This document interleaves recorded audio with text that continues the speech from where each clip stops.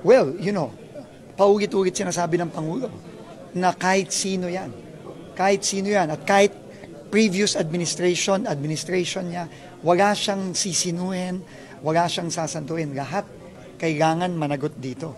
At in fact, nag-usap na kami ni Ombudsman Remulla kagabi about this. And ngayon, we are already working to look at the documents from the previous administration. No? Yun din naman ang mandate natin. No? From 2016 to 2025. No? Yun din ang mandate ng ICI. So, wala tayong sisinuhin dito. Can we say specifically you're looking at the documents that are constructed? We are looking at connections between the Discayas and CLTG Corporation. Yun ang usapan namin ni Ombudsman kagabi.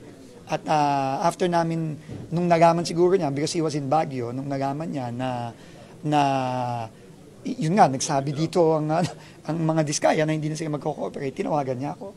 No? At nag-usap kami at meron na kaming plano at meron na kaming mga gagawin sa mga susunod na araw to look at those, specifically at those contracts of the Diskaya